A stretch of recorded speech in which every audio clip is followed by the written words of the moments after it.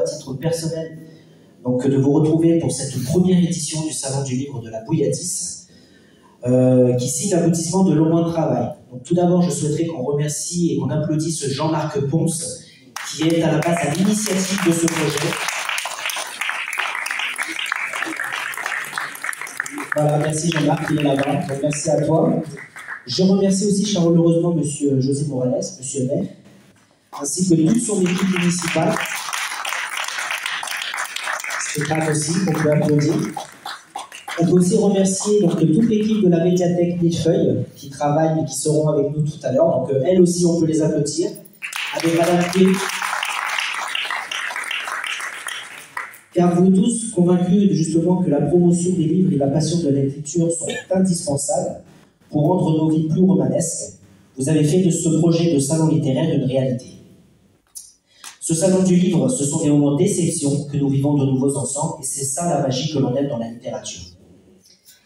Pour nous, rencontrer les écrivains est toujours une expérience fascinante et singulière, alors à vous tous, auteurs locaux et régionaux, merci de partager votre don de création, de nous faire partager votre univers.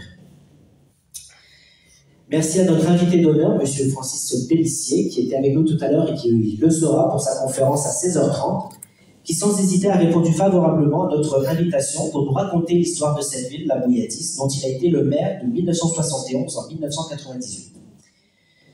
Merci également à notre parrain, Bruno Carpentier, qu'on peut applaudir également. Cher Bruno, d'avoir à nos côtés aujourd'hui est une fierté, un honneur. Si j'insiste parce que ton amitié et tes conseils au quotidien font justement que ce genre d'événement est une réussite, donc vraiment à titre personnel et au nom du Lisson, merci à toi. Je remercie aussi tous nos partenaires grâce à qui cet événement est possible. Donc je remercie le journal La Provence qui nous a fait un très bel article hier, je crois, je me souviens bien. Ainsi que le restaurant, alors si je ne change pas le nom, hein, The Coffee House, voilà, qui nous ont concocté un très bon repas, ainsi que la boulangerie Les Fournils de Provence. Donc on peut les applaudir également. Je n'oublie pas, bien entendu, les bénévoles et membres de l'association Unisson présents aujourd'hui pour que ce salon se déroule dans les meilleures conditions et qu'il ne manque rien. Donc, vraiment, merci à tous. Et surtout, elle me voit venir, un grand merci à Dominique Guénin, secrétaire de l'association Unisson. Il n'a pas compté ses heures, il n'a pas compté son énergie pour que ce salon aboutisse, et vraiment merci. Et bien entendu, j'ai pensé aussi pour Alice Masson, la trésorière de l'association, voilà, qui n'a pas pu être là avec nous aujourd'hui, mais qui est aussi à l'initiative de ce projet, donc voilà, on peut l'applaudir également. Alors mes chers amis, ce lien précieux entre vous tous, entre nous, ne doit pas s'éteindre, et j'espère qu'avec ce salon, on continuera à vivre de très bons moments ensemble.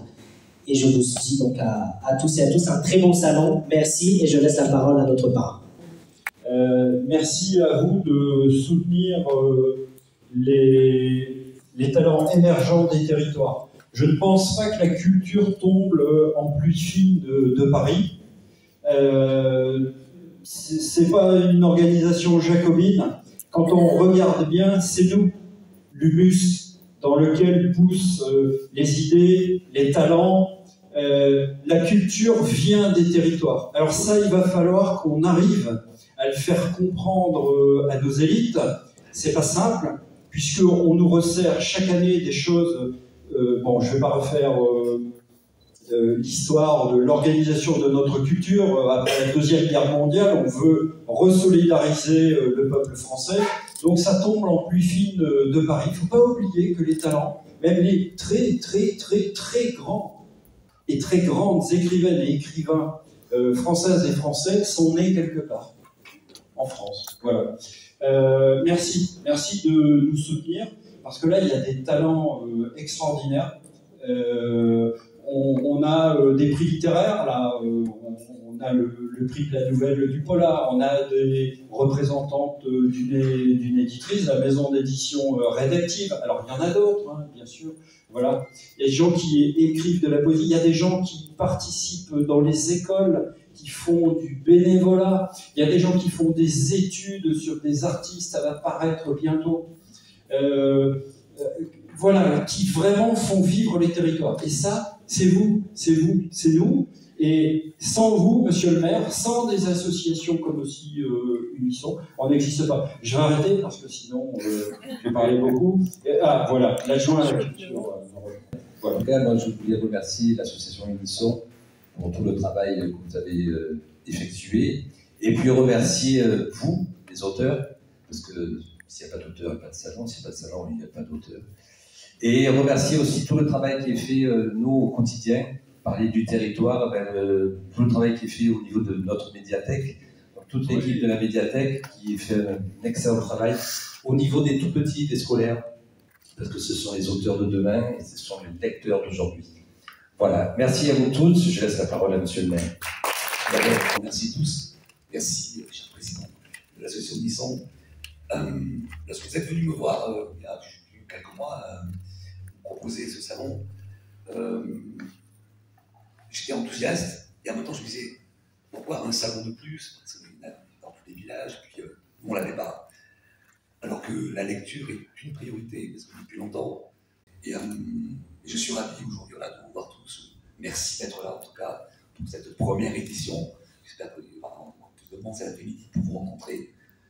Et j'ai fait plein de salons, mais c'est vrai que j'avais du mal à me transposer chez nous, ici, dans cette salle-là. Et je trouve que c'est sublime, quoi. Vous êtes plutôt bien installés, j'espère que vous l'êtes en tout cas. Et je trouve que ce rapport-là entre les gens qui écrivent, et j'ai regardé tout à l'heure sur la question du territoire, qui me tient à cœur, parce que vous êtes tous un peu du Sud. Alors, pas que, parce qu'il y a des gens qui sont pas du Sud, mais qui sont qu'on a adoptés. Moi, je fais des conférences en architecture et je me suis toujours intéressé à cette possibilité comme une différence un peu dans les arts, dans le monde méditerranéen, et notamment depuis les pensées du Sud, on va dire, comment ça se traduit à toutes les échelles, et surtout dans les écritures et dans la transmission. Et moi, je pense qu'il y a une pensée du Sud, il y a une façon de regarder le monde depuis le Sud. On est tous le Sud de quelqu'un, parce qu'il y a encore plus de gens au Sud de chez nous, mais je pense que le Sud, par rapport au Nord, c'est cette liberté de parole, cette envie de bouger les limites et d'écrire sur des territoires inspirés. Et, le Sud a inspiré les plus grands, jusqu'à Nietzsche. Donc, c'est bien qu'on puisse promouvoir la littérature du Sud, tous les talents du Sud. Et je sais que là, j'ai pas encore fait le tour, mais je peux tous venir me voir évidemment. Et je trouve que cette initiative-là, elle est super. Vous êtes 33. Hier soir, cher parrain de la manifestation, on a vu une soirée, j'ai adoré votre intervention et c'était très riche. Voilà.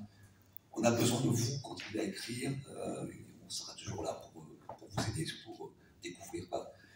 Le monde des mots, c'est le monde du débat. La littérature, la poésie, le théâtre, les écritures contemporaines, elles sont là pour faire avancer les choses. Vous êtes ailleurs et vous nous amenez ailleurs. Donc merci encore d'être là et j'espère que ce festival va se renouveler, va durer. Et on sera là l'année prochaine. Vous aussi, comptez sur merci à tous.